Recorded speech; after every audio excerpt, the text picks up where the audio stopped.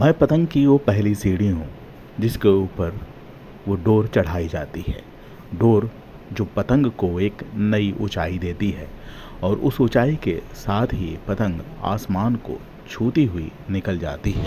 तमाम किस्से, तमाम कहानियाँ, तमाम बातें जो पतंग बाजी को लेकर होती रहती हैं उसकी कहानी को कहती रहती हैं। इस ढांचे पर जब रील चढ़ती है, डोर चढ़ती है, तो कहीं न कहीं आसमान की तरफ, जो ऊंचाइयों की तरफ जो बात होती है, जो आवाज़ जाती है, जो धागे में सनसनाहट होती है, इस जो पूरे ढांचे से, इस पूरी जो चरखी है उसके होकर ही गुजरती है। और ये जहाँ से होकर गुजरती है निश्चित रूप से वो कहीं न कहीं कहानियाँ भी कहती है। ये रंग बिरंगी पतंगे जो रखी हुई हैं दुकानों में, कुछ पर धूल जमी हुई है तो कुछ उड़ने के लिए इंतज़ार भी कर रही हैं। लेकिन इस समय जो बेरुखी है मौसम की, वो उन्हें उड़ने नहीं दे रही है। साथ में ही उड़ने उन्हें भी नहीं दे रही है जो इस कारोबार से ताल्लुक़ रखते हैं, यानी कि इसके सहारे अपनी रोजी रोटी चलाते हैं। फ़िलहाल ये दुकानों में दबी हुई सी रखी हुई हैं और एक दूसरे से कुछ कहती सी नज़र आ रही हैं कि हम अब फिर कब आसमान में उड़ेंगे। दुकानदार भी अपने हाथों में पतंग दिखाते हुए भी यही कहते हैं कि वो वक्त एक दूसरा था जब पतंगे आसमान में उड़ती थीं, लोग लेके जाते थे और हम पूरे दिल से उसको बनाते थे। लेकिन शायद वो एक गुजरे हुए वक्त की बात हो गई है। जो दुकानदार अमित हैं, तमाम जो पतंगे हमारे सामने रखते हैं और हमें लगातार ये बताने की कोशिश करते हैं कि देखिए कैसे पतंगों पर धूल जम चुकी है और ये उड़ने के लिए बेकरार हैं। कारोबार इस समय बिल्कुल ठप सा है। जाहिर सी बात है कि मौसम ऐसा है और जो पतंगबाजी का जो दौर आता है वो शुरू होता है दीपावली के आसपास या फिर जमघट जिसको हम बोलते हैं। हालांकि पतंगबाजी से लंबा वास्ता रहा है, लेकिन तमाम जो जब से तार की पतंगें उड़ने लगीं तब से इन पर पाबंदियां भी ज़्यादा बढ़ गईं, चाहे वो मेट्रो वाले क्षेत्र हों या फिर गोमती के उस पार। कहीं न कहीं तमाम चीज़ों को लेकर इन्हें प्रतिबंध झेलना पड़ता है। हालांकि उसकी वजह कहीं न कहीं वो लोग हैं जो तार का सहारा लेते हैं। हम अपने माध्यम से, चैनल के माध्यम से ही कहेंगे कि पतंग जो तार वाली मत उड़ाएं, वरना तमाम लोगों को काफ़ी दिक्कतों का सामना भी करना पड़ता है। हालांकि तमाम जो आयोजक हैं, तमाम जो क्लब हैं, वो लगातार अपनी पतंगों को उड़ाने के लिए आसमान की ओर देखते हैं और उस सूने आसमान की जो सन्नाटा है उसको तोड़ने की कोशिश भी करते हैं। पतंगबाज अमित की माने तो तमाम जो यहाँ पर पूरा जो मोहनीपुर पूरा जो वहाँ पर कस्बा बन गया है, यानी चौक इलाके की वही जगह है जहाँ पर तमाम जो कारोबारी हैं पतंग के वो रहते थे। पतंग बनाने का आपका ये काम है? और पतंग तो हम लोगों का वहाँ बचपन से बन रही है। इसका लगभग टाइम हो गया, कम से कम 17-18 साल हो गए हैं पतंग का काम करते हुए।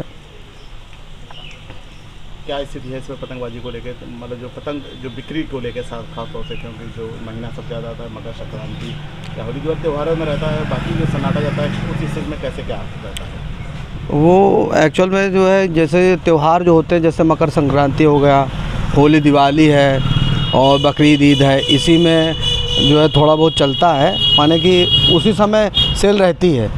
हमारा जो है वही अगस्त सितंबर के बाद से अक्टूबर से हमारा 4 महीने 5 महीने बहुत अच्छा काम चलता है। उसके बाद जो है डाउन हो जाता है। होली के बाद से हम लोगों का काम बिल्कुल इतना डाउन हो जाता है कि बरसात बीतने के बाद तक के काम इतना चलता नहीं है। बिल्कुल बहुत पोजीशन ख़राब रहती है। बाकी आपने पतंगों को नाम से भी उड़ाते हैं, भी मैंने देखा के बाद। हाँ, तो पतंगे हमारे यहाँ बहुत से टाइप की हैं, जैसे तौकिया है, उल्टा तौक है, दुपन्नी है, चप है, डबल स्टार है, बद्देदार है, मांगदार है, पर्रेदार है, पट्टेदार है और चेस वाली है। और कुछ क्लबों के नाम है, जैसे उस टाइप की पतंग बनाते हैं, किसी के नाम वाली पतंग बनाते हैं। तो माने कि बहुत से डिज़ाइनें होती हैं। और चांद वाली है, तो और क्या नाम, झंडेदार भी है। ये सब तरीके की बनती हैं और भी काफ़ी आर्डर्स जब आते हैं तो उस टाइप से बनती हैं। तो जैसे जैसे लोग ऑर्डर दे जाते हैं उसी हिसाब से बनती है, उसी हिसाब से उसका प्राइस होता है। हालांकि जब पतंगबाजी का मौसम नहीं होता है तो तमाम इन कारोबारियों को अपने ग्राहकों का इंतज़ार करना पड़ता है कि कब कोई आएगा और इस पतंग को खरीद कर ले जाएगा। हालांकि अभी उनके लिए ये एक मौसमी सा त्यौहार के वक्त पर तमाम जो बिक्री का ही समय बन गया है। पतंगे भी इंतज़ार करती हैं कि कब उन्हें आसमान में उड़ाया जाएगा और वो डोर भी चरखी पर उस पर लिपटने के लिए भी बेकरार रहती है और अपनी कहानी कहती है।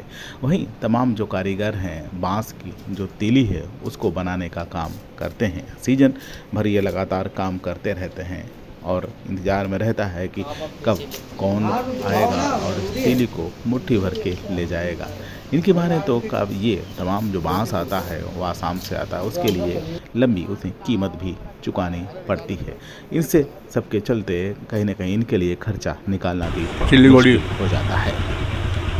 आसान वहाँ से आता है, वहाँ से कट के पीस के आता है, तो यहाँ आकर सब गाड़ी का किराया खाली 70-80 का किराया है माल का। पूरा पूरा ट्रक आता है, 12 चक्का 10 चक्का। तो हम लोग सवारी फुटकर खरीद के हम लोग बनाते हैं, बना के सप्लाई कर देते हैं। आप पतंग बनाते हैं, आप तीली ले आते हैं खरीद के, भैया तीली दे दीजिए। फिलहाल इनके हाथों में लकड़ी काटते काटते छाले भी पड़ गए हैं और छालों के साथ में ही कई बार ऐसा होता है जब इनके हाथ घायल भी हो जाते हैं, लेकिन वो परवाह नहीं करते। एक वो बेहतर तीली बनाने की लगातार तलाश में रहते हैं कि जब तीली पतंग के साथ में जब गांठी जाती है तो पतंग हवा में बातें करती है और एक दूसरे को टक्कर देने की भी कोशिश करती है। इनकी इच्छा यही रहती है कि ये बेहतर पतंग बनाने में अपना ये सहयोग कर सके, लेकिन कई बार ऐसा संभव नहीं हो जाता है। कई बार तो इतना हो जाता है कि इनके पास खाने के भी लाले पड़ जाते हैं।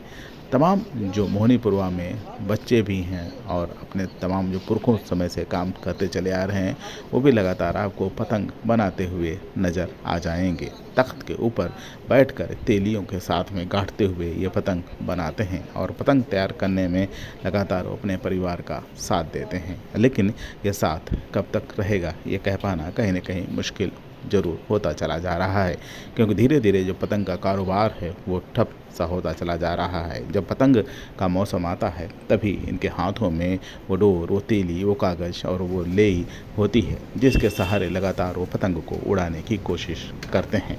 हालांकि इन सब के चलते ही कई बार इन्होंने कोशिशें की हैं कि उसके लिए उन्हें कोई सब्सिडी मिल सके, कोई ऐसी व्यवस्था हो जिनके सहारे उनका परिवार का भरण पोषण ठीक से चल सके। हालांकि कुछ ऐसा होता हो फिलहाल अभी नज़र नहीं आ रहा है। तमाम कोशिशें जारी हैं और तमाम लोग हैं इनकी बात को पहुंचाने की भी कोशिश कर रहे हैं। ये बात कब पहुंचेगी फिलहाल ये कह पाना बहुत मुश्किल है, लेकिन इस कच्ची डोर वाली पक्की सी पतंग होती हुई नज़र आ रही है इन हाथों में। ये डोर कब पक्की होगी, कब इनके आशियाने भी ठीक ठाक होंगे जब गर्व से कहेंगे कि हम पतंग बनाते हैं।